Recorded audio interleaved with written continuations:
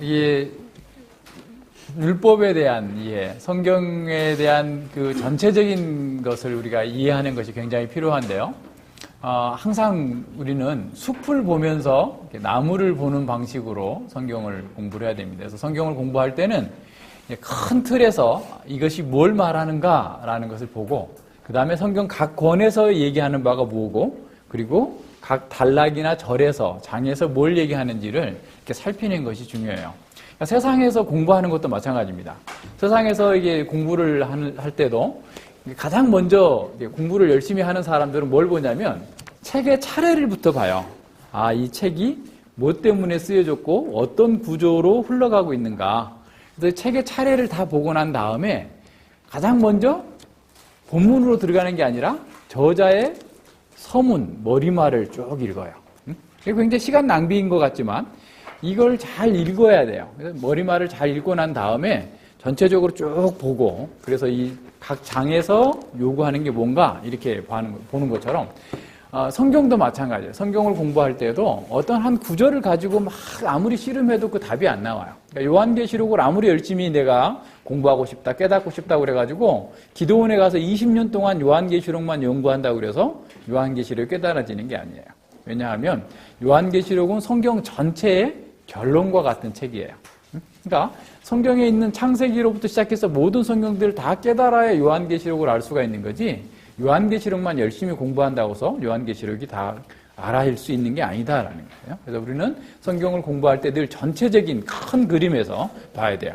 근데 이제 우리 시대의 교회들은 전체적인 그림을 그려주지를 않는 거예요. 그래서 많이 성경도 외우기도 하고 성경 통독도 여러 번 하기도 하는데 도대체 이 성경이 뭘 말하는지를 잘 이해하지 못하고 있는 이런 상황인 거죠. 그래서 이제 개혁파 신학을 한다라고 하시는 분들도 보면 이 율법에 대한 이해를 이렇게 잘못하고 있어서 예수님을 믿었기 때문에 더 이상 우리가 율법을 지켜서 의롭게 되는 것이 아니기 때문에 우리에게 율법은 더 이상 필요하지 않다라고 생각하는 분들이 상당수 있어요.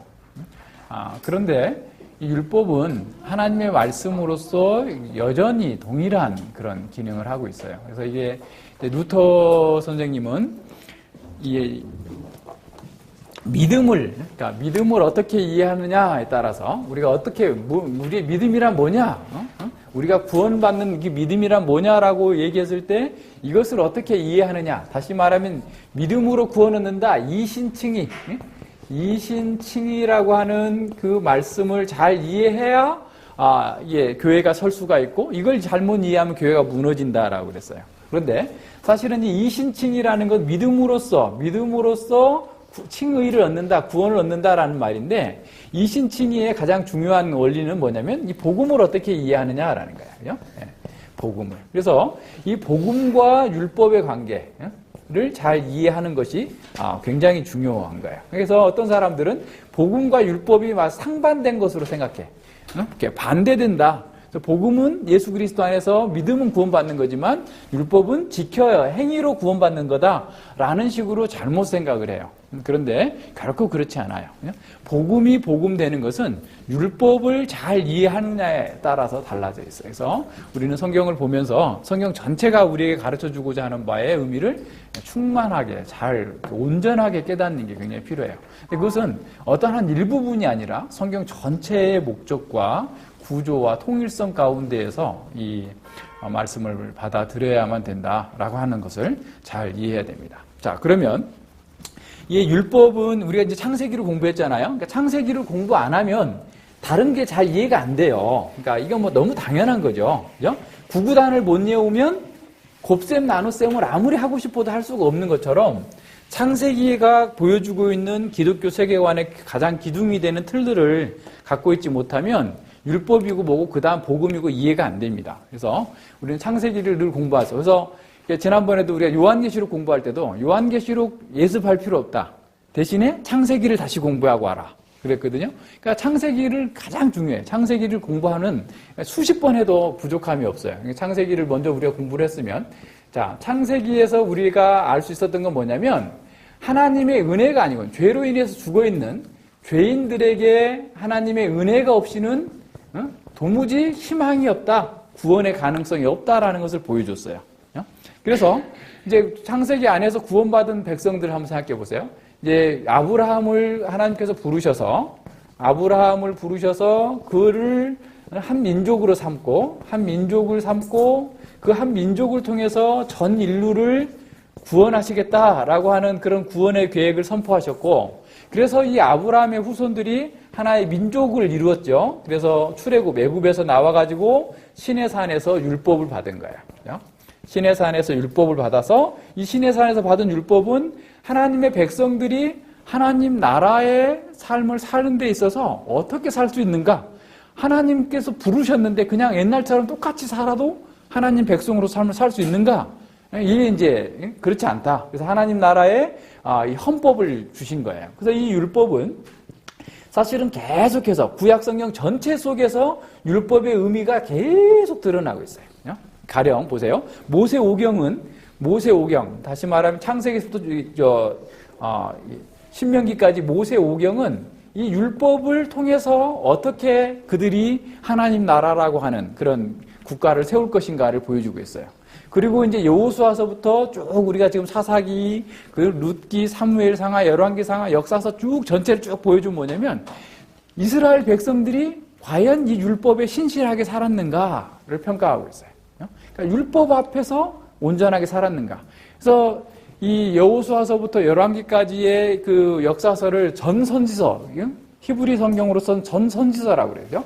선지서들 속에, 그러니까 역사서, 그러니까 이 전선지서는 역사서를 얘기하는 거고 후선지서 다 마찬가지예요.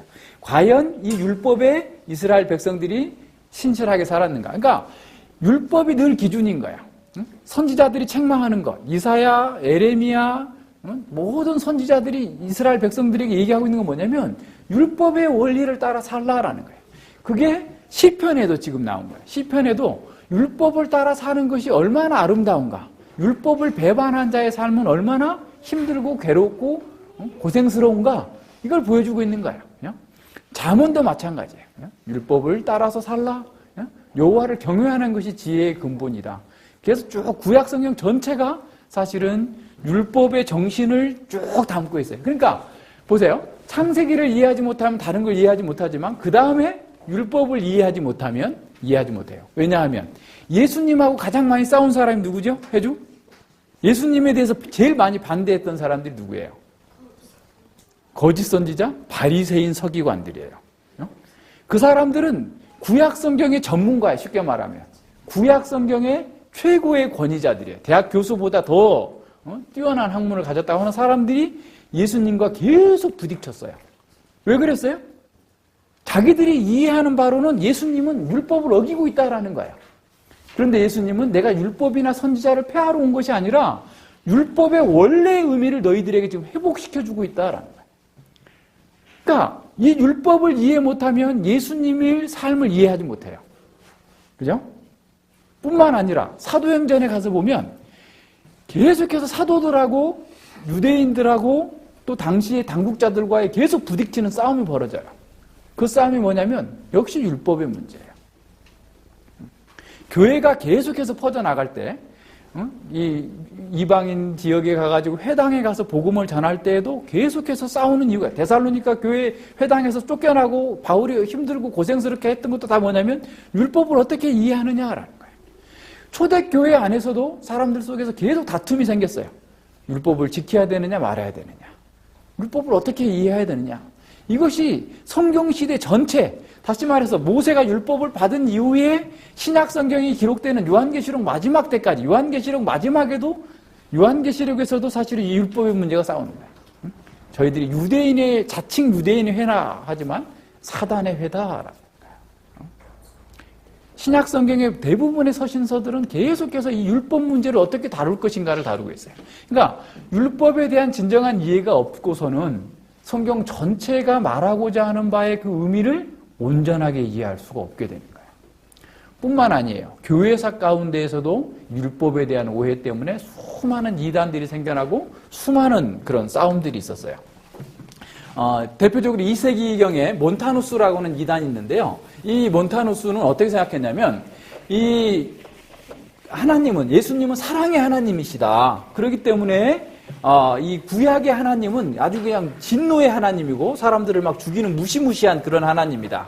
그래서 구약의 하나님과 신약의 하나님을 구별시켜가지고 자기 나름대로 그냥 자기가 원하는 대로 사랑의 하나님이라고 하는 것만 다 골라가지고 새로운 복음서를 만들고 그래서 이 율법을 다 제거해버리는 이렇게 하면서 아주 기형적인 그런 것들을 만들어내요. 복음서도 하나로 만들어내고 그래서 구약을 많이 인용하고 있는 것들은 다 빼버리고 이런 식으로 나타난 그런 이단들도 있었고 그래서 이 교회사 가운데 수많은 이런 이단들도 어떻게 나타나냐면 계속 율법주의적인 잘못된 율법에 대한 잘못된 이해 때문에 그런 거예요. 그래서 어느 시대나 율법에 대한 바른 이해를 하면 교회가 온전해져요. 그러니까 이것도 이제 한번 보세요. 종교개혁 시대까지만 해도 이자놀이 하면 고리대금 하면 안 된다 했어요. 그래서 교회 다니는 사람이나 이 기독교 국가에서는 은행업을 할 수가 없었어요.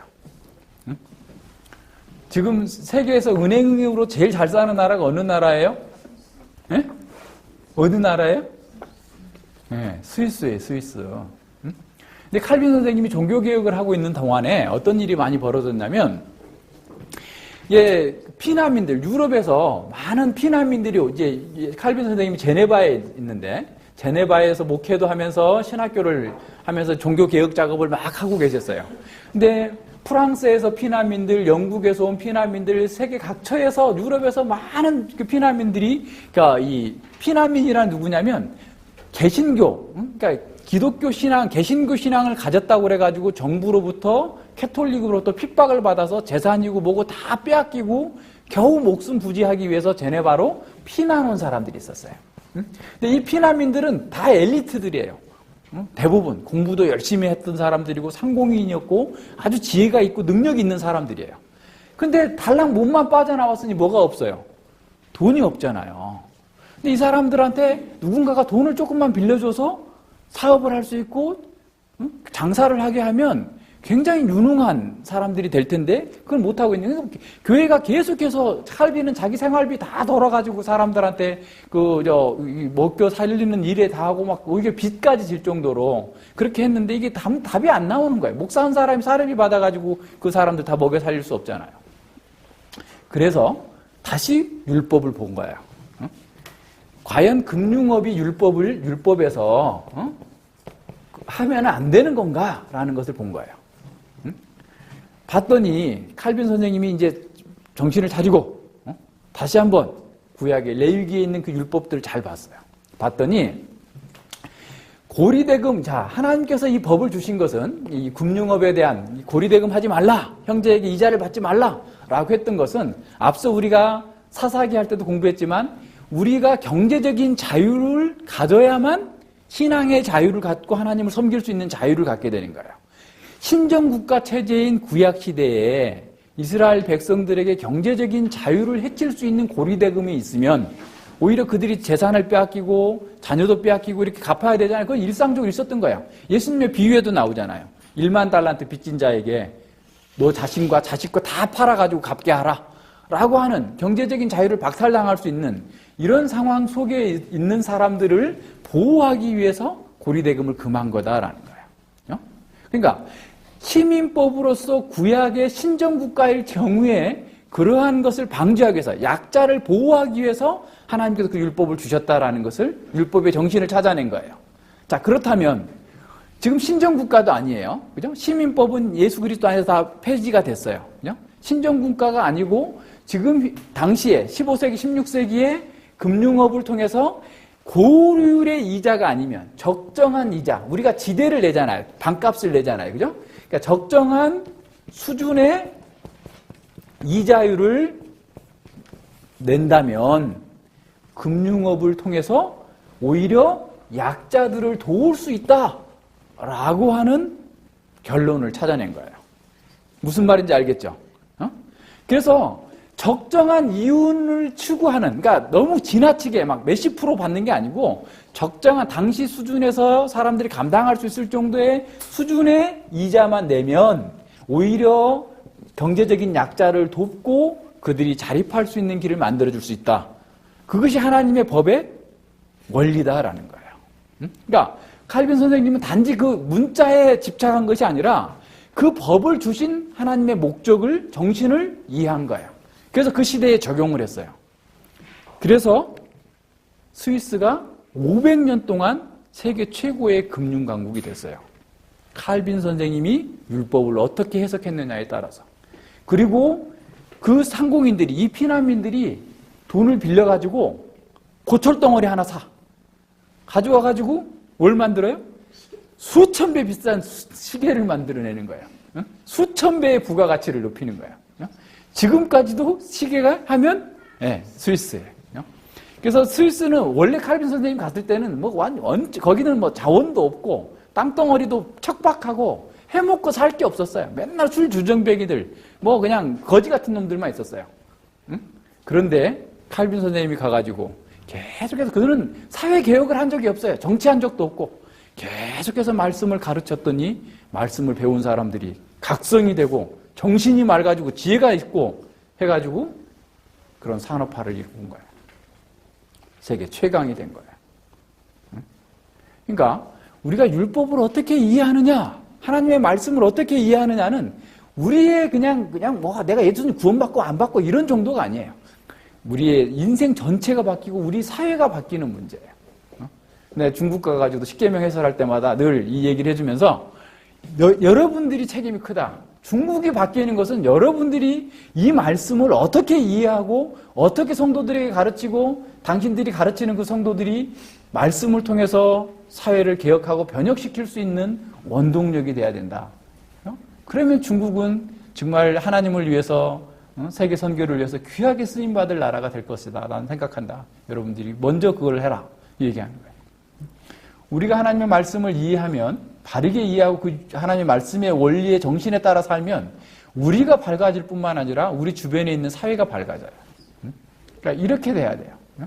그러니까 율법에 대한 이해가 이처럼 중요한 거예요. 그러니까 성경 전체뿐만 아니라 교회사 가운데서도 계속해서 이런 그 의미들이 계속 드러납니다. 그래서 어느 사회든 간에 하나님의 말씀이 빛이에요, 빛. 그죠? 그래서 말씀의 빛이 아주 밝게 드러나면 드러날수록 어떻게 그 사회가 밝아져야 돼요. 그러니까 성경 공부를 하면 할수록 어떻게 해야 돼요? 우리의 마음과 영혼이 밝아지고 우리 주변에 있는 사회가 밝아져야 되는 이런 상황이에요. 이렇게 해서 하나님께서 사람들을 사용하셔서 이 복음의 의미를 잘 깨달을 수 있도록 만들어주는 것. 이게 이제 이 율법에 대한 의미예요. 그래서 이 두 번째 게 교회사에서에도 아주 율법에 중요한데, 자 그렇다면 생각해 봅시다. 율법이란 뭐냐? 율법이란. 그러니까 계속 뭐 율법이 그렇게 중요하다면서 율법이 뭐냐? 그러니까 이 율법은 그 히브리어로는 토라라고 토라. 이 토라라는 말, 율법이라는 말이 다양하게 사용되고 있어요. 우리가 성경을 해석할 때 중요한 것은 뭐냐면 동일한 단어가 쓰였다고 그래서 항상 똑같은 걸 의미하지 않는다라는 거예요. 그러니까 이 신약 성경에서는 이 율법을 뭐라고 했냐면 노모스라고 해요. 노모스라고 하는 헬라어가 쓰였는데 이것도 마찬가지예요. 동일한 노모스라는 단어가 쓰였어도 항상 율법을 얘기하는 게 아니에요. 원리나 원칙, 뭐 법칙, 뭐 이렇게 공식 이런 걸 얘기할 때도 있어요. 그래서 이런 걸 잘 생각해 봐야 됩니다. 그래서 율법이란 뭐냐라고 했을 때 율법은 크게 두 가지 의미로 나눌 수가 있어요. 큰 뜻. 그러니까 넓은 의미의 율법과 좁은 의미의 율법이죠. 넓은 의미의 율법이라는 것은 뭐냐면 하나님께서 가르치시는 전체를 가르쳐요. 그러니까 하나님의 말씀 전체를 율법이라고 그래요. 그러니까 하나님께서 가르쳐 주시는 그 모든 것들 다 율법이라고 그래요. 그러니까 그 넓은 의미. 그러니까 이걸 딱 볼 때, 이게 지금 하나님께서 가르치는 전체를 얘기하고 있는 건가? 아니면 좁은 의미냐, 넓은 의미냐, 이걸 잘 생각해야 돼요. 문맥에서. 율법이라는 말이 나왔을 때도. 그래서 예를 들어서 예수님께서 내가 선지자나 율법을 폐하러 줄로 생각하지 마라 라고 할 때 선지자와 율법은 구약 성경 전체를 가리키는 그런 표현이에요. 근데 율법만이라고 해도 구약 성경 전체를 얘기할 때도 있어요. 그리고 구약 성경이 아니래도 하나님의 말씀 그 자체를 토라라고 율법이라고 할 때도 있어요. 그럼 좁은 의미의 율법은 뭐냐면 십계명을 비롯한 613개 조항의 율법을 가리켜요. 그러니까 좁은 의미로서의 율법을 얘기할 때인지 아니면 넓은 의미의 율법을 얘기하는지를 이렇게 잘 생각해야 됩니다. 그래서 동일하게 율법이라는 말이 나왔다고 그래서 항상 동일한 의미로 사용되고 있지 않다라고 하는 것을 보여줘요. 그래서 이제 이 십계명을 비롯해서 제사법, 또 시민 생활법, 의식법 등등의 이런 율법들이 다 이게 좁은 의미의 율법이에요. 그래서 좁은 의미의 율법과 넓은 의미의 율법을 우리가 잘 구별해서 사용할 수 있어야 된다라고 하는 것을 봐야 돼요. 자, 그래서 율법은 이제 넓은 의미에서는 하나님께서 가르치는 그 가르침 전체를 얘기하고 좁은 의미에서는 십계명을 비롯한 그런 의미다라고 한다면, 자, 이 좁은 의미에 우리는 이제 율법을 생각하면 돼요. 자, 좁은 의미의 율법도 이제 율법을 나눌 때 세 가지 분류로 나눕니다. 좁은 의미의 율법을 세 분류로 나누는 거예요. 첫 번째는 도덕법이에요. 도덕법. 십계명을 비롯한 도덕법. 그리고 두 번째는 의식법이에요. 의식법. 제사에 관련된 법. 의식법. 그리고 구약의 신정국가 체제에 있었던 사람들에게 주어진 시민법이 있어요. 그러니까 이게 중국말은 또 다르더라고. 공민법이라고도 하고, 또 무슨 법이라고 하고 하여튼 다 우리말하고 틀려 하여튼. 도덕법은 같아. 근데 어쨌든 이런 세 가지의 법으로 나눌 수 있어요. 그러니까 어떤 학자들에 따라서는 이런 어떻게 보면 이게 율법을 갖다가 시민법, 도덕법 이런 의식법으로 딱딱딱 구별짓기는 어려운 부분이 있다라고 그래서 어떤 패러다임식으로 분류를 해야 된다라고 하는 그런 분들도 있어요. 근데 마찬가지예요. 패러다임적으로 한다고 해도 전체적인 의미는 크게 달라지지 않아요. 여러분 강의안 갖고 계시면 각주 6번, 10번을 보세요. 이렇게 각주 10번에 보면 율법의 이러한 전통적인 접근 방식에 대한 대안으로서 패러다임적인 접근 방법이 시도되고 있습니다. 즉 율법을 이스라엘이 어떻게 살아야 할지를 보여주는 하나의 패러다임 전형으로 보자는 거죠. 그래서 이러한 접근도 좋은 통찰력을 제공해 줍니다. 그러나 이제 앞으로 우리가 보면 되겠지만 우리가 이제 이 율법 해석의 원리 세 가지를 살펴서 보면 결론은 똑같아요. 동일하게 됩니다. 그러니까 패러다임적으로 어떤 이스라엘 백성들이 하나님 앞에서 또 사람들과의 관계에서 어떤 삶을 살아야 되는가의 어떤 패턴으로서 보는 것이나 이렇게 나눈 것이나 그렇게 크게 차이는 안 나요. 자, 그 율법의 분류에서 이 도덕법은 웨스트민스터 신앙 고백서, 그러니까 이게 이제 이 율법의 분류는 13세기 토마스 아퀴나스 때부터 이렇게 나누기 시작한 거예요. 그런데 이제 개혁신학을 하는 칼빈 선생님 같은 경우도 이것을 특별히 반대하지 않고 그대로 받아들였고 개혁신학에서도 그대로 율법의 분류를 받아들입니다. 최근에 학자들이 그런 율법의 분류를 받아들이지 않고 다른 방식의 찾는데 그래도 봐야 큰 이익이 없어요. 그러니까 별 차이 없는데 그렇게 나누기도 하는데 어쨌든 율법의 분류를 이렇게 세 가지로 이렇게 나눠서 보면 웨스트민스터 신앙 고백서 19항 2절에 아주 잘 정의가 되어 있어요. 제가 그거를 한번 읽어드릴게요. 그러니까 이 율법은 아담의 타락한 후에도 의에 대한 완전한 규칙으로 존속하게 되었다. 그리고 그것을 의의 규칙으로 시내산에서 하나님이 십계명의 형식으로 두 돌판에 기록하여 전하여 주셨는데 처음 네 계명은 하나님께 대한 우리의 본분을 포함하고 있고 나머지 6계명은 사람에 대한 우리의 본분을 포함하고 있다. 이게 웨스트민스터 신앙 고백서 19항 3절, 2절에서 말씀하고 있는 거고요. 그다음에 의식법에 대해서는 3절에서 얘기하고 있는데 일반적으로 도덕법이라 불리우는 이 율법 외에도 하나님께서는 기꺼이 미숙한 교회인 이스라엘 백성들에게 의식법을 주셨다. 거기에는 몇 가지 모형적인 의식들이 포함되어 있는데 부분적으로는 예배에 관한 것으로서 그것은 그리스도와 그를 통해서 베풀어질 은혜를, 그가 행하실 일들, 그가 받을 고난들, 그리고 그의 공로로 주어질 유익들을 예표하고 있으며 부분적으로 도덕적인 의무들에 대한 여러 가지 교훈들이 제시되어 있다.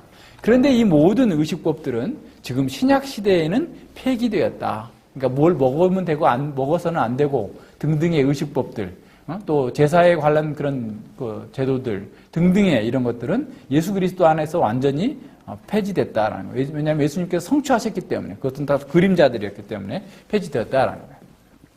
세 번째로 그 사항에서는 시민법에 대해서 이렇게 정의하고 있습니다. 하나님께서는 정치적 집단인 이스라엘 백성들에게 여러 가지 재판에 관한 율법들을 주셨다. 그러나 그 재판법은 그 백성의 나라와 함께 시효가 만료되었기 때문에 따라서 그것의 일반 평형의 원리는 원용할 수 있으나 지금은 다른 아무에게도 구속력이 없다. 그러니까 예를 들어서 시민법이라고 하면 어떤 게 있겠어요? 아까 얘기한 것처럼 뭐 금융에 관한 법들, 그죠? 예, 또 등등의 이스라엘 백성들 사이에서 있었던 그런 일들을 이렇게 따르는 그런 법들 속에 이제 더 이상 우리가 포함되지는 않지만 거기에 어떤 그 원리를 적용할 수 있다. 예를 들어서 집을 지을 때 옥상에 난간을 해야 된다라고 하는 것은 뭐냐면 사람들이 옥상을 잘못 지나가다가 떨어져가지고 낙상하거나 상해를 입으면 안 되기 때문에 다른 사람들을 보호하라라고 하는 의미에서 우리가 집을 짓다거나 무엇이든 하든 다른 사람들의 생명과 안전에 위험이 될 수 있는 요소들을 제거하는 그런 설치하는 이런 식의 방식으로 원용할 수 있어야 된다라는 거예요. 이런 율법은 사실은 지금 모세를 통해서 율법이 주어진 게 언제냐면 대략 그냥 BC 1450년경이다라고 쳐요. 그런데 지금 세상에서 가장 오래된 법전이 뭐죠? 범진이? 세상에서 가장 오래된 법전이 뭐예요? 남아있는 법전이? 네, 함무라비 법전이에요. 함무라비 법전. 함무라비 법전은 BC 한 2000년경에, 2200년경에 있었던 그런 법인데요. 함무라비 법전과, 그러니까 이 세상에 함무라비 법전과 사실은 이 하나님께서 주시는 이 생명의 율법과는 엄청난 차이가 있어요. 세상에 이런 법은 없었어요. 그러니까 하나님께서 이렇게 법을 주시기 전까지 사람들이 만들어내는 법은 다 어떤 법이었겠어요? 기득권자들의 이익을 추구하는 법이었어요. 전에 한번 얘기했는지 모르겠는데 소외자매의 소가 옆집에 있는 아들을 받아 죽였어. 그러면 그 소외자매는 벌금을 내야 돼요. 누구한테 내야 되는지 아세요? 왕한테 내, 왕한테. 죽은 사람은 그냥 억울할 뿐이야. 그죠? 그러니까, 그리고 또 받아 죽였다. 또 다시 2배로 왕한테 내. 그죠? 그러니까 법을 어기면 어길수록 누구만 부자 되는 거예요? 왕만 부자 되는 거예요. 그러니까 이게 완전히 말도 안 되는 법이에요. 그리고 이런 함무라비 법전이나 이런 법전은 상법이 대부분이에요. 경제적인 법. 그러니까 다 왕한테 세금을 얼마 내야 되고 뭐 해야 되고 다 이렇게 기득권 세력들에게 힘을 몰아주는 법이라고 한다면 율법은 만약에 소외자매의 소가 해주를 받았어. 상처를 났어. 죽지는 않고 다행히. 그런데 그 다음에 또 해윤이를 또 받았어. 그러면 소도 죽이고 소외자매도 죽여야 돼. 왜냐하면 소가 받는 것을 그 기질이 있는 것을 알고서도 보호 조치를 하지 않았다라는.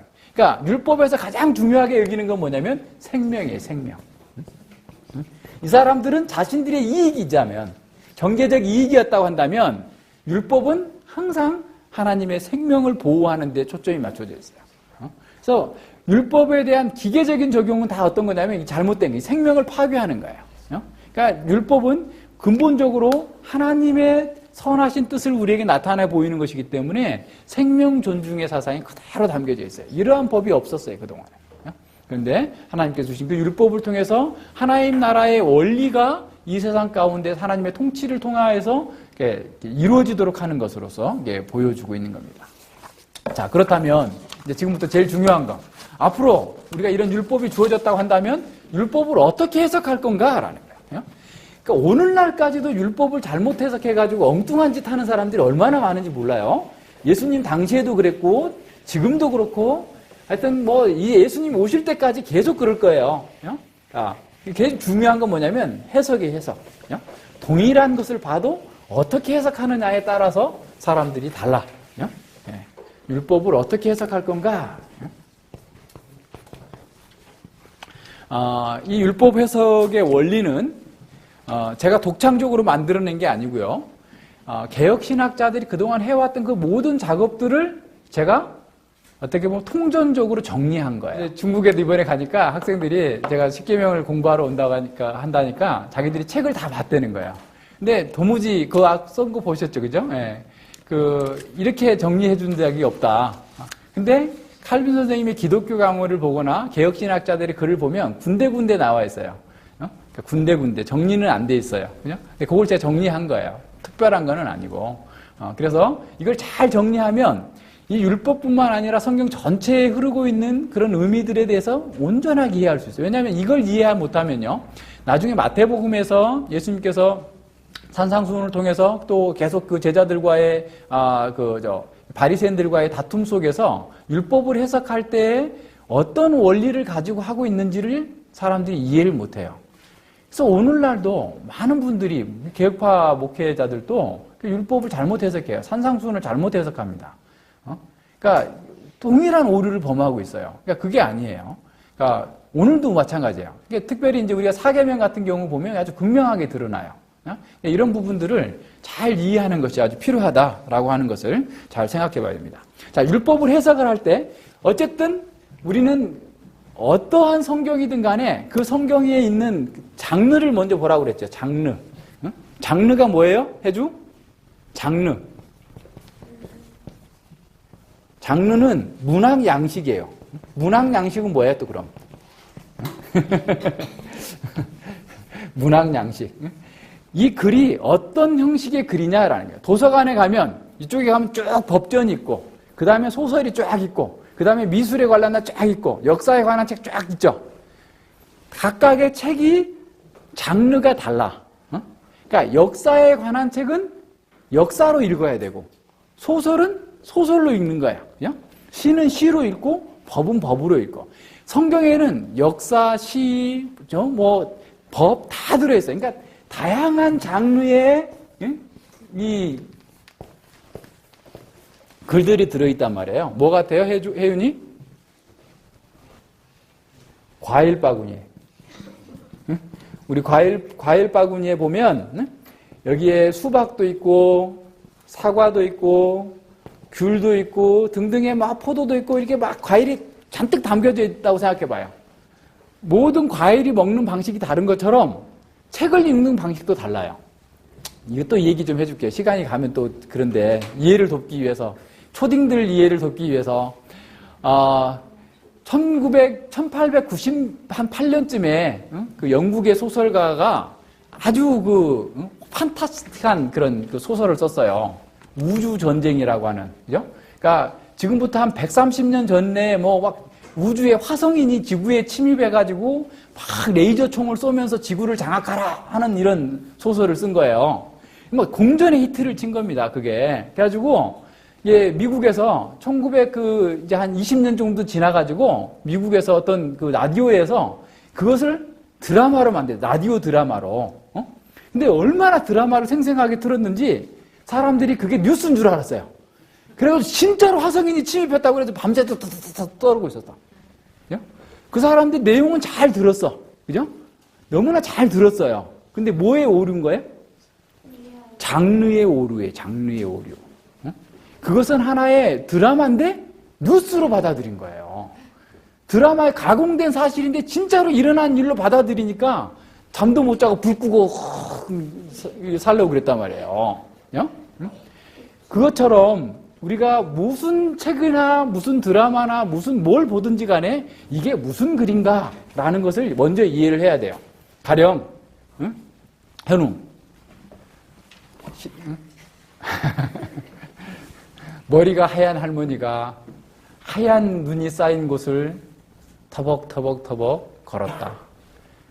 한 발 한 발 한 발 한 발 그 할머니는 사라졌다. 말이에요. 그런 글이 있다고 해봐요. 그런 글을 만약에 사실로 이해를 했다. 그래서 경찰관이 형사가 그 글을 봤다 그러면 이 할머니 납치해간 놈 누구야? 하면서 수사에 착수하겠죠. 그죠? 그런데 우리 소혜자매님처럼 문학적인 감성이 탁월한 사람이 보면 야, 눈이 많이 오는 날 할머니가 눈을 맞고 쭉 걸어갔는데 그 눈 발자국마저도 눈이 내려가지고 사라져버린 아주 서정적인 그런 아름다운 광경을 시로 표현한 거구나. 이렇게 이해하면서 마음이 따뜻해질 수도 있을 거예요. 가령. 그죠? 그런, 경찰이 더 가까워요? 네. 그러니까 글을 어떤 상태로 보느냐에 따라서 그 글을 이해하는 방식이 다르단 말이에요. 그죠? 서론 많이 했어요. 자, 성경도 마찬가지예요. 어떤 성경을 따라서 이 성경이 어떤 문학 양식을 가졌는가에 따라서 성경을 해석하는 방식이 달라져야 된다 그 말이에요. 이해하시겠어요? 네. 자, 그러면 보세요. 자, 우리는 지금 율법을 해석하니까 율법을 해석하는 방식을 이해하자면 1차적으로 세상에서 법을 해석할 때 어떻게 해석하는지를 한번 생각해 봅시다. 그죠? 법 전공한 사람 있어요? 네? 네, 법 전공한 사람 있어요. 그죠? 네. 아, 이제 곧 이제 변호사가 될지 판사가 될지 하여튼 그런데 이 법을 해석할 때 세상에서는 세 가지 방식의 법을 쓰죠. 이거, 야, 이거 뭐, 번데기 앞에서 주름 잡는 거 아닌가? 그죠? 예. 세상에서 법을 해석할 때 첫 번째는 뭐냐면 입법 해석이 있어요. 입법 해석. 예. 틀리면 나중에 얘기해 주세요. 두 번째는 행정 해석이 있어요. 행정 해석. 세 번째는 사법 해석이 있어요. 이건 여러분 고등학교 때 아마 다 배웠을 거예요. 그러니까 입법 해석이란 뭐냐면 중학생도 배웠어요? 아니요. 그러면 지금 배우면 돼. 그럼 지금 미리 배워. 선수학습해요. 입법 해석이란 뭐냐면 국회에서 법을 왜 만들었는가를 생각하는 거야. 예를 들어서 이제 어디 뭐가 있을까? 우리 무상급식법 있다고 쳐요. 전면 무상급식이라고 하는 법을 만들었다 국회에서. 그러면 이 법을 왜 만들었는가? 이걸 따져서 해석하는 거예요.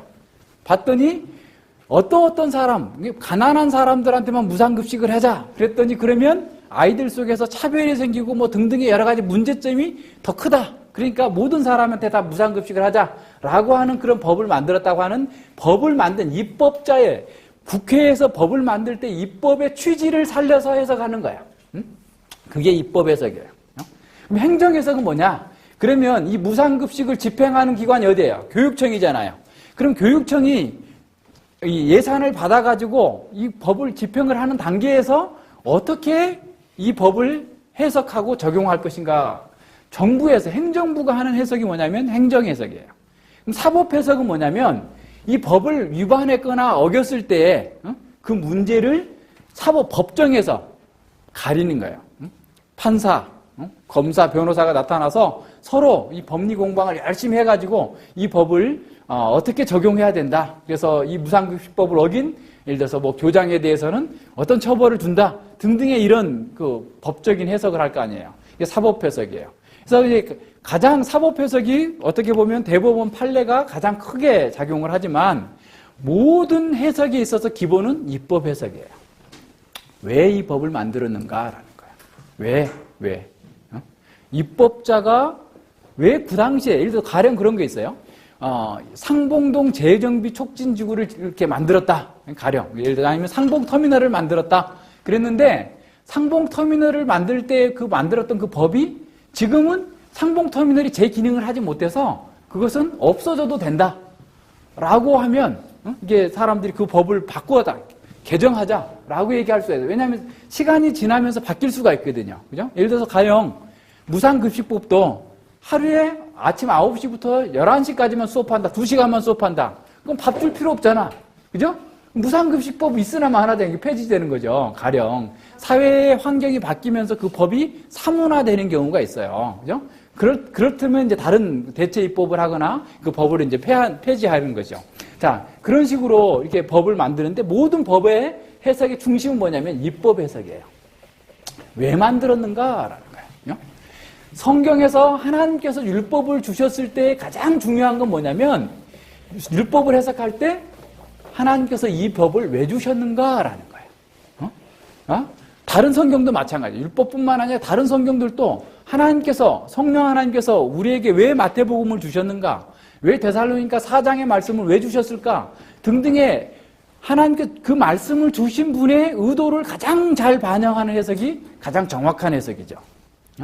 그렇기 때문에 예수님과 바리새인들과 싸움이 생겨난 거예요. 바리새인들은 왜곡된 해석을 가지고 계속 그게 옳다고 생각한 거예요. 근데 예수님은 누구예요? 입법자로서 오신 거예요. 법을 제정하신 분이 오셔서 해석을 해준 거예요. 그러니까 법을 만드신 분이 와서 해석을 해준 거니까 그보다 더 정확한 해석이 없는 거죠. 그죠? 그래서 그러한 원리를 가지고 율법을 해석해야 돼요. 하나님께서 왜 이 법을 주셨는가? 이 의미를 잘 생각하면 율법 해석에 세 가지 원리가 나와요. 이거는 이제 우리가 끝날 때까지 앞으로 11번 더 할 텐데 계속해서 나올 거예요. 자, 이거는 다 외워가야 돼요. 오늘 다 외워버려야 돼요. 하나님께서 율법을 왜 주셨는가? 그리고 우리가 생각해야 될 것은 뭐냐면 사실은 이 율법이 모세가 시내산에서 받은 것으로 시작된 것처럼 보이지만 사실은 그 전부터 계속 있었다라는 의미를 가져야 돼요. 알아야 돼요. 아무런 상황이 없는 데서 법이 세상에서도 아무런 상황이 없는데도 법이 불쑥 만들어지는 게 아니에요. 그러한 입법적 요구가 계속 있는 거예요. 그래서 국회에도 막 한 그 회기당 뭐 수백 개의 법이 올라가지만 또 그 중에서 다 폐기가 되고 통과가 안 되고 막 그러잖아요. 계속해서 그런 입법적 요구가 있었던 것처럼 인간이 타락하고 범죄한 이후에도 계속해서 하나님께서는 어떻게 인간이 살아야 된다라고 하는 것을 양심의 법과 일반 원칙 내에서 그것들이 주어져 있었던 거예요. 특별히 우리가 지난번에 외웠죠. 창세기 할 때 아브라함을 택하여 부르신 것은 그의 자손과 그가 하나님의 법과 공도를 지켜 행하게 하려 합니다. 하나님의 의로서의 법은 늘 있었다는 것을 기억해야 돼요. 첫 번째는 뭐냐면 원상의 인간의 의를 보여주는 겁니다. 그러니까 원래의 인간, 그죠? 그러니까 원래의 인간의 의로움, 그죠? 네. 원상의 인간의 의. 중국말로 이해가 돼? 중국 가서 그렇게 쓰는데. 그러니까 원상의 인간의 의로움을 보여주는 거예요. 자, 율법을 통해서 원래 하나님께서 창조하신, 하나님의 형상으로 창조하신 인간이 가지고 있었던 본래적인 의가 뭐냐라는 거예요. 다시 말하면 이 율법을 통해서 원래 인간은 어떠한 의로움을 가지고 살았는가. 그러니까 율법 자체는 사실은 하나님의 선하신 뜻을 우리에게 계시해 주는 거예요. 율법은. 그러니까 하나님께서 가르쳐 주신 그 선하신 뜻을 따라서 만들어지고 그 뜻을 따라 산 인간의 의로움이라는 게 도대체 어떤 거냐. 그러니까 원래적 인간의 아름다움을 우리에게 보여주는 거예요.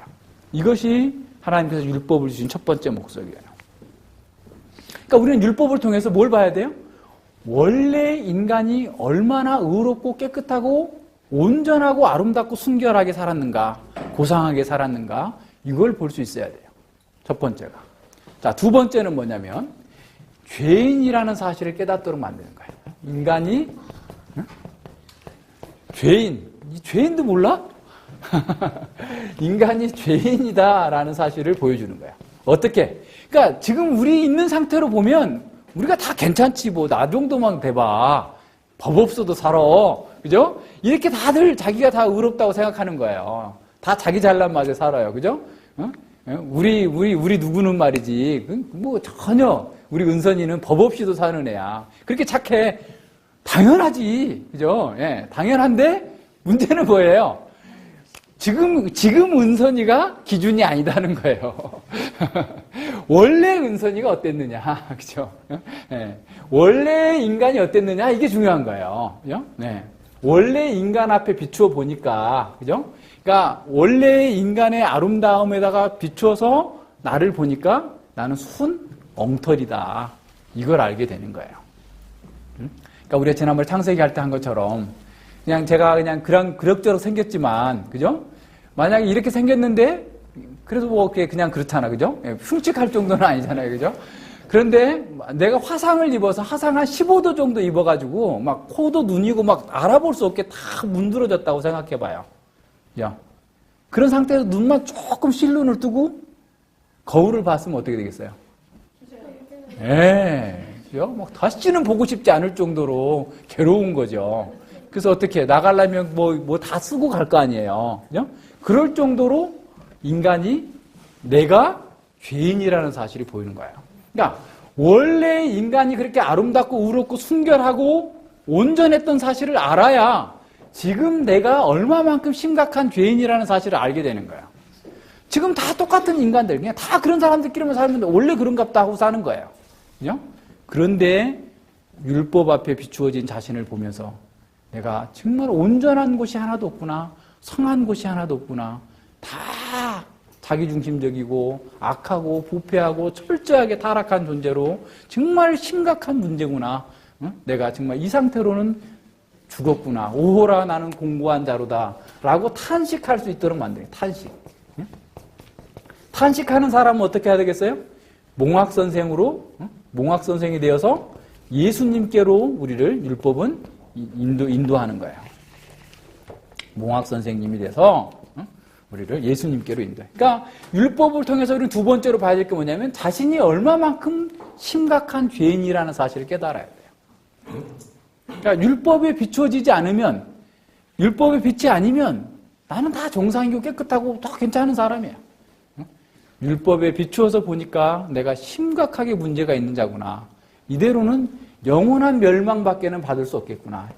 영원한 멸망, 영원한 지옥 형벌밖에는 없겠구나 라는 사실이 깨달아져야 아이고 오호라 나는 어떻게 할꼬 하면서 예수님을 찾아가는 거예요. 그래서 율법은 예수님을 예표하고 있어요. 예수님을 보여줘요. 예수님이 원상의 인간처럼 이 땅에 오셔서 순결하고 깨끗하고 완벽하고 온전한 삶을 사셨어요. 그리고 우리의 죄를 뒤집어 쓰시고 십자가에서 죽으셨다라고 하는 사실을 우리에게 알려주는 거예요. 그러니까 내가 죽어도, 내가 골백 번 죽어도 나의 죄를 씻을 수 없는데 이 우주보다 귀하고 값진 그 하나님의 아들 독생자께서 오셔서 나의 죄를 위하여서 비참하게 십자가에서 하나님께 저주받아 죽으신 그 일로 말미암아서 내가 새로운 생명의 길을 얻을 수 있다라는 사실을 보여주는 거예요. 율법은 그리스도에게로 우리를 가도록 만들어주는 거예요. 몽학선생님. 그래서 율법을 통해서 보면 볼수록 자기가 깨달아지면 깨달아질수록 자신에 대해서 실망하면 할수록 예수 그리스도의 구속의 은혜가 내 속에서 깊이 깨달아지는 거예요. 그러니까 구원의 감격이 없는 사람, 복음에 대한 진정한 이해가 없는 것은 왜 그러냐면 율법 앞에 자기를 보지 못했기 때문에 그래요. 자기는 여전히 선하고 교회 안 다녀도 되는데 다니면 조금 나아. 이런 정도로 생각하는 거예요. 그렇기 때문에 복음의 능력을 경험해보지 못하는 거예요. 복음의 감격을 누리지 못하는 거예요. 율법 앞에 자기가 발견되면 발견될수록 그 사람은 복음에 깊이 감격하는 거예요. 십자가의 의미를 깨달을 수 있는 거예요. 그래서 예수님을 충분히 알고 난 다음에 세 번째로, 이 세 번째 우리의 신자의 삶을 인도해요. 다시 말하면 내가 예수님 안에서, 예수님의 십자가 아래서 새로운 사람이 됐다. 예수님의 형상을 회복했고 새로운 생명의 삶을 시작했다. 그렇다면 내가 어떻게 살아야 될 것인가? 나는 예수님을 따라서 살 거다. 그래서 예수님처럼 하나님만을 섬기고 예수님처럼 이웃을 사랑하고 예수님처럼 모든 삶 가운데에서 정결하고 온전한 삶을 살 것이다. 그래서 예수님께서 이제 뒤에 가서 이제 이 십계명이 끝나고 나면 우리가 하나님 나라와 산상수훈을 공부할 텐데 어떻게 우리가 율법을 따라서 예수님을 따라 삶을 살 것인가, 살 수 있는가, 그 방식까지 구체적으로 가르쳐줘요. 그냥 따라와. 그냥 모르고 그냥 따라와. 눈 딱 감고 그냥 나 따라오는 대로 가. 그게 아니에요. 우리가 인격적으로 알고 자기를 부정해 가면서 하나님을 사랑해서 기쁨으로 감격하면서 그리스도의 길을 가는 거예요. 이게 제자예요. 기독교는 바로 그런 거예요. 그냥 뭐 알도 모르고 그냥 억지로 막 끌려다니고 막 돈 내라니까 돈 내고 뭐 하니까 하고 뭐 가라니까 가고 오라니까 오고 이런 게 아니에요. 예수님께서 우리가 어떻게 그런 삶이 가능할 것인지, 어떻게 그 일을 이루어낼 수 있는지 구체적인 방식 하나하나를 다 우리에게 가르쳐 주셨어요. 원리와 실제를 다 가르쳐 줬단 말이에요. 쉽게 말하면. 그러니까 이 말씀을 따라서 가면 가능해요. 가능해. 해보지도 않고 그 산상수훈의 삶은 예수님이나 가능하지, 나중에 천년왕국 시대에나 가능하지, 어떻게 우리 같은 죄인들이 가능해? 라고 하면서 이거는 우리에게 주어진 말씀이 아니다. 나중에 천국 가면 이렇게 살 거야. 라고 하면서 그냥 자기 원하는 대로 자기 멋대로 사는 거야. 그게 아니에요. 그러려면 뭐하러 가르쳐 주세요? 그때 가면 다 할 텐데. 그렇죠? 지금 제자가 예수님 안에서 예수님의 멍에를 베고 예수님처럼 온유와 겸손한 삶으로 진정으로 복을 누리고 안식을 누리고 평강을 누리도록 우리에게 가르쳐 준 거다라는 것을 분명하게 이해해야 됩니다. 율법을 이해하는 것은 곧 우리가 예수님을 이해하는 것이고 그리스도인의 삶을 이해하는 거예요. 그래서 이 율법을 이해한다. 그래서 로마서 3장 31절 한번 찾아보세요. 로마서 3장 31절에 보면 우리가 구원받았다고 그래가지고 율법을 폐하느냐? 결코 그럴 수 없다. 오히려 율법을 굳게 세운다라고 말씀합니다. 자, 보세요. 로마서 3장 31절에 보면 그런즉 우리가 믿음으로 말미암아 율법을 폐하느냐? 그럴 수 없느니라. 도리어 율법을 굳게 세우느니라. 믿음으로 말미암아서 구원을 받았다고 그래서 율법을 폐하는 것, 율법을 폐기하고 율법과 상관없이 사는 게 아니다. 오히려 율법을 굳건하게 세운다. 그럼 어떻게 세우느냐? 8장 3절과 4절을 보세요. 로마서 8장 3절과 4절 보면 1절부터 볼까요? 그러므로 이제 그리스도 예수 안에 있는 자에게는 결코 정죄함이 없나니, 정죄함이라는 것은 심판을 가리켜요. 영원한 심판까지를 얘기하는 겁니다. 이는 그리스도 예수 안에 있는 생명의 성령의 법이 죄와 사망의 법에서 너를 해방하였습니다. 여기서도 이 법을 뭘로 해석하느냐에 따라서 아주 달라요. 여기서 죄와 사망의 법은 율법을 가리키는 게 아니에요.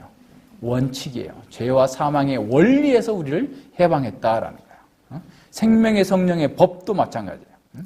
이것도 원리예요. 생명의 성령의 법, 원리로서 죄와 사망의 법에서 우리를 해방시켰어요. 자, 3절에 보세요.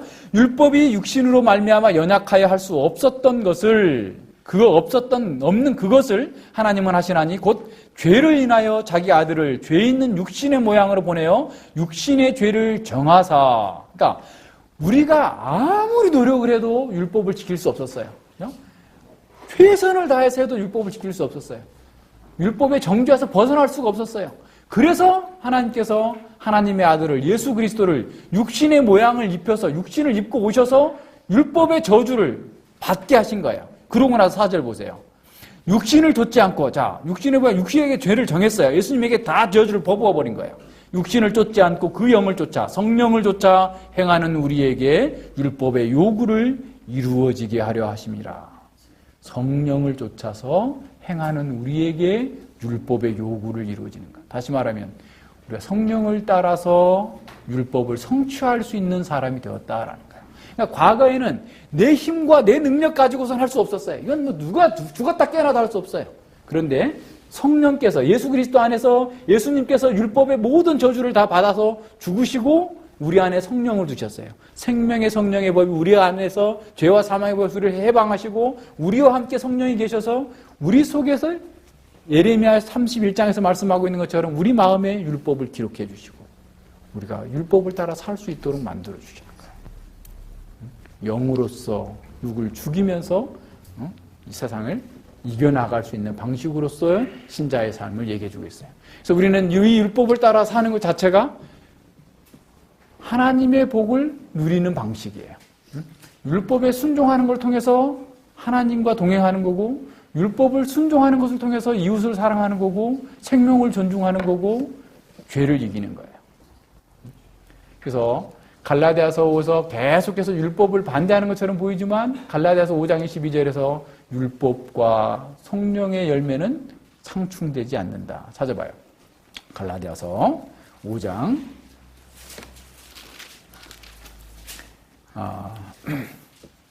23절이죠. 온유와 절제니, 성령의 열매를 쭉 얘기합니다. 22절부터 볼게요. 오직 성령의 열매는 사랑과 희락과 화평과 오래 참음과 자비와 양성과 충성과 온유와 절제니, 이 같은 것을 금지할 법이 없느니라. 우리말 번역에 이렇게 나왔지만 원문에 좀 더 정확하게 번역하자면 이런 거예요. 율법은 이와 같은 법을 반대하지 않는다. 성령의 열매를 반대하지 않는다라는 말이에요. 그러니까 율법을 따라 사는 것 자체가 뭐냐면 이러한 성령의 열매 맺는 삶과 동일한 거예요. 그러니까 거듭난 성도는 율법을 따라서 사는 것으로 하나님의 법에 순종하고 하나님의 복을 누리며 사는 겁니다. 그래서 칼빈 선생님은 이렇게 말씀해 주고 있어요. 제가 읽어드릴게요. 기독교 강요에 나와 있는 내용인데, 첫째는 율법을 통해서 성도가 사모하는 바 주의 뜻의 본질을 더 철저하게 배우게 해준다. 주의 뜻의 본질, 원상의 인간의 의가 가지고 있는 것, 하나님의 마음의 선하심이 무엇인지를 배우게 되는 거예요. 이는 마치 마음을 다하여 주인을 섬길 자세를 갖춘 종이 주인의 뜻에 자기를 온전히 맞추기 위하여서 주인의 이모저모를 살피고 관찰하는 것과도 같다. 우리 가운데 그렇게 해야 할 필요가 없는 사람은 하나도 없다라는 거예요. 다 주인이 어떤 뜻을 갖고 있는지를 알아야 된다라는 거예요. 둘째는 자주 율법을 묵상하며 순종하고자 하는 마음을 일깨움을 받으며 그 안에서 강건해지며 미끄러운 범죄의 길에서 다시 돌이킴을 받는 것이다. 성도들은 이렇게 율법을 통해서 전진을 계속해야 된다. 율법은 육체에게 마치 게으른 나귀를 때리는 채찍과도 같아서 육체를 일깨워서 행하게 한다. 신령한 사람이라도 오직 육체의 무게에서 완전히 해방되어 있지 않으므로 율법이 그 사람을 끊임없이 찔러서 그냥 나태하게 있지 못하도록 만드는 것이다. 율법을 통해서 신자들은 계속해서 게으르지 않고 열심을 품고 주를 섬기며 주와 함께 복을 누릴 수 있도록 만들어준다라는 겁니다. 이 율법은 우리가 예수님을 닮고 예수님의 제자로서의 삶을 사는 것이 무엇인지를 가르쳐주고 있어요. 그러니까 율법은 영원한 거예요. 그래서 율법은 위로는 거룩하신 하나님의 성품이 어떠하신지를 우리에게 알게 해주고 아래로는 하나님의 백성들이 어떻게 살아야 될지 삶의 규범을 제시해주고 있는 겁니다. 그래서 거듭난 성도들이 율법의 원리를 따라 살고자 하는 것은 그건 율법주의가 아닌 거예요. 그리스도인의 삶에서 가장 충만한 복음은 율법을 따라서 순종하는 것을 통해서 주어집니다. 앞서 우리가 시편 19편 7절로 14절에서 나왔던 말씀이 바로 그런 거죠. 그래서 따라서 율법은 과거의 유물로 남아있지 않고 절정에 이를 때까지, 예수님이 다시 오실 때까지 계속해서 지속적으로 우리에게 중요성을 갖는다라는 거예요. 성도는 율법을 통해서 드러난 하나님의 마음과 뜻을 반영하는 구별된 삶을 통해서 하나님께 영광을 돌리는 것이다. 자, 마지막으로 이제 해석계에서 중요한 그 점은 두 가지를 더 지적하자면, 자, 이 세 가지는 반드시 기억하고 있어야 되고요. 그 다음에 두 가지 더 팁이 더 있다면, 자, 두 가지 뭐냐면, 율법은 영혼에 관한 법이다라는 거예요. 네 번째라고 합시다. 영혼에 관한 법이다. 그러니까 기계적으로 뭘 하라 하지 말라가 아니고 우리 영혼 자체, 우리 존재 자체에 얘기하고 있는 거예요. 그래서 문자는 정신을 담는 그릇이에요, 그릇. 그러니까 문자에 집착하면 율법의 원리를 이해하지 못하는 거예요. 그러니까 문자 속에 담겨져 있는 그 정신을 찾아야 돼요. 칼빈 선생님처럼. 그 정신을 따라서 하나님의 사랑과 공의의 정신을 따라서 찾는 것. 영혼에 관한 법이다. 다섯 번째는 뭐냐면 율법은 제육법이 사용되었다라는 제육법. 이 제육법이 또 뭐냐면 한참 설명해야 되죠. 자, 제육법은 뭐냐면 패는 총보다 강하다. 무슨 소리예요? 패는 총보다 강하다. 네. 네. 예, 공부를 잘해야 돼, 그래서. 네? 평소에 공부를 잘하면 성경을 이해하는데도 아주 유익한 거예요. 다 세상의 모든 학문은 성경을 깨닫기 위해서 준비하는 거예요. 그러니까 열심히 해야 돼요. 언니가 설명해 주는데 다시 설명해 줄게요. 어떤 하나를 가지고 전체를 얘기하는 것이 제육법이에요. 그러니까 우리가 하나님께서 뭔가 한 가지를 딱 얘기했으면 그거 한 가지만 얘기하고 있는 게 아니라 그 전체를 다 포괄하고 있다라는 거예요. 가령 이제 뒤에 가서 공부하겠지만 살인하지 말라라고 했으니까 난 살인 안 했으니까 다 됐어 라고 하는 게 아니라 살인뿐만 아니라 다른 사람의 생명과 안전에 해대는 모든 행동을 하는 것을 다 거기에다 담은 거예요. 하지 말라라는 거예요. 뿐만 아니라 다른 사람의 안전과 생명을 지켜주고 보호해주라라는 의미를 담고 있어요. 그래서 율법을 기계적으로 그냥 다 외웠어. 10계명을 다 외웠는데 그건 뭔데? 아무런 반응이 없어요. 잘못 해석했기 때문에 잘못 적용하는 거예요. 그러니까 율법을 이해할 때는 제율법으로 사용됐다. 그래서 하나의 틀에다, 하나의 카테고리에다가 쉽게 말하면 수십 가지를 다 집어넣은 거예요. 왜냐하면 인간의 죄악상이 얼마나 많아요. 그죠? 우리 법 전공한 자매님, 절차법, 무슨 법 엄청나게 많잖아요. 그죠? 이거부터 할 수가 없어요. 워낙 많아요. 복잡해. 인간의 죄악이 그냥 어떤 법 하나로 규정할 수 없을 정도로 많아. 그죠? 그래서 그냥 큰 틀 카테고리에다 담아버리고 여기에 들어간 건 다, 그죠? 예. 이게 제율법이에요. 그래서 이런 식의 제율법이 사용되어졌다라고 하는 것을 기억하면서 율법을 늘 이렇게 봐야 돼요. 그래서 우리는 성경을 볼 때도 마찬가지입니다. 성경을 이해할 때도 다른 성경을 볼 때도 마찬가지예요. 늘 저자가 뭘 얘기하고자 하는가. 그러니까 우리가 성령의 영감을 받아서 성경을 기록했다고 한다면 이 저자의 의도는 바로 성령님의 의도예요. 성령님께서 왜 이 저자를 통해서 이렇게 말씀하게 하셨을까에 대해서 늘 생각하게 되고, 그리고 그냥 그 문자뿐만 아니라 그 속에서 하나님께서 뭘 의도할까? 그래서 뭐라고 그랬어요? 행간을 읽어라. 행간을 읽어라. 우리가 민수기 23장 할 때도 왜 발람한테 가라고 그랬다, 가지 말라고 그랬다, 가라갔다, 가지 말았다. 도대체 무슨 말이야?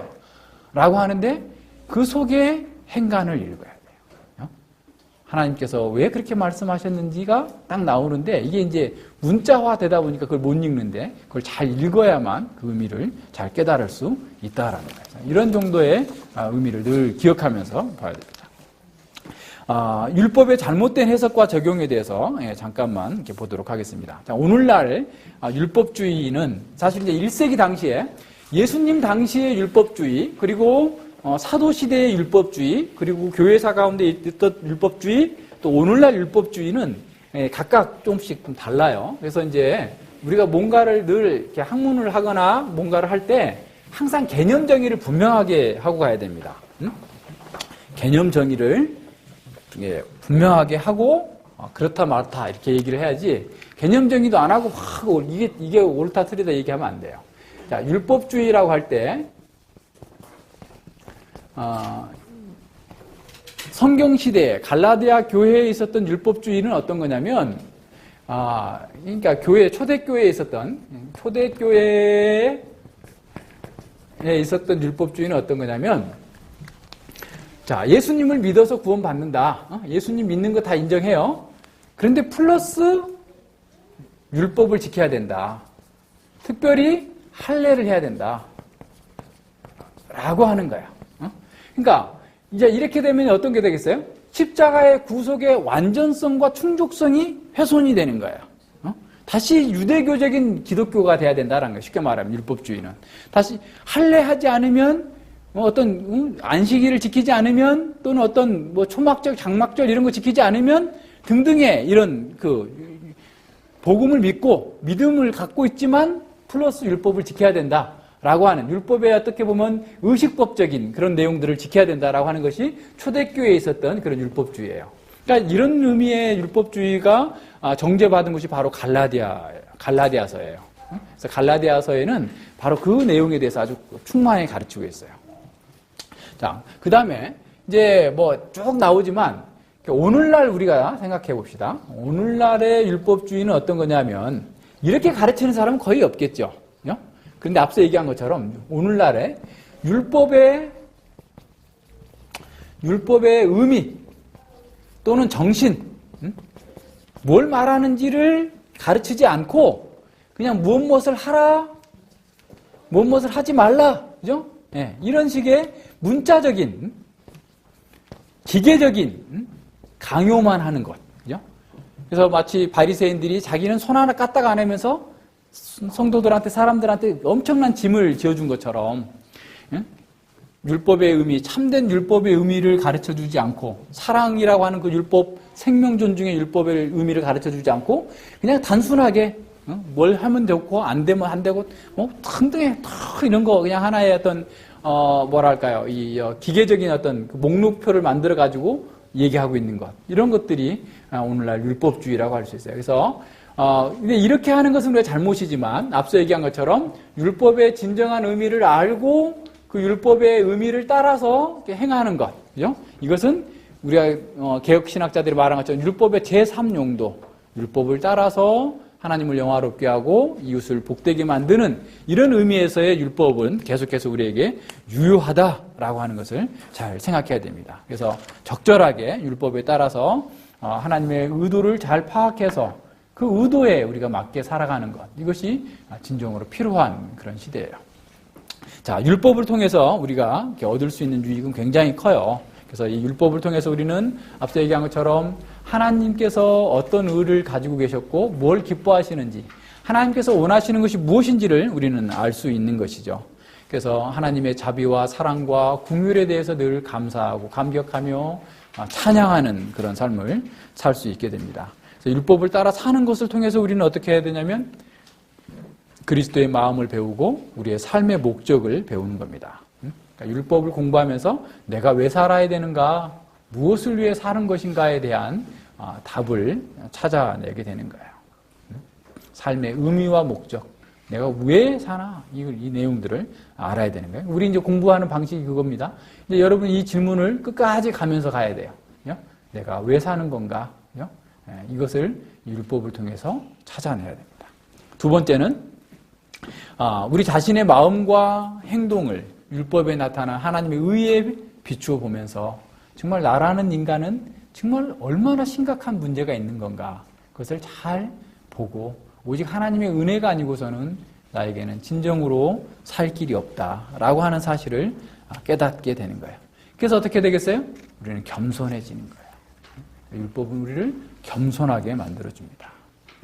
그리고 세 번째로는 율법은 그렇기 때문에 하나님께 기도할 수밖에 없어요. 성령님을 의지해서 하나님의 자비와 은혜를 의지해서 내가 이 율법의 의도를 잘 구현하면서 살 수 있도록 은혜 주시기를 기도하는 거예요. 그래서 이러한 의미로서 우리가 율법을 늘 공부하고 묵상하고 이번 기회에 여러분들에게 이런 십계명 공부를 통해서 진정으로 하나님의 그 선한 성품이 여러분의 성품이 될 수 있도록 늘 기도하면서 이 공부에 참여하고 또 유익을 누리고 이렇게 할 수 있기를 바랍니다. 질문 있으면 이따가 끝나고 하고 기도하겠습니다. 하나님 아버지 감사를 드립니다. 주께서 저희들에게 은혜 주셔서 이렇게 복된 말씀 가운데에서 정말 인생이 무엇이며 무엇을 위해 존재해야 될지 말씀을 공부할 수 있도록 은혜 주심을 진실로 감사를 드립니다. 우리가 무지하고 어리석기 때문에 하나님께서 이렇게 말씀을 가르쳐 주셨음에도 불구하고 우리는 늘 자기 방식대로 자기 뜻대로 자기가 원하는 대로 살고자 하는 그런 죄된 본성이 너무나 강하게 우리 가운데 자리 잡고 있습니다. 아버지여, 성령 하나님께서 이 말씀을 통해서 우리의 육신을 굴복시켜 주시고 온전히 주의 말씀을 따라서 주님의 형상을 닮을 수 있도록 저희들을 새롭게 빚어가 주시옵소서. 감사드리며 예수님 이름으로 기도드립니다. 아멘.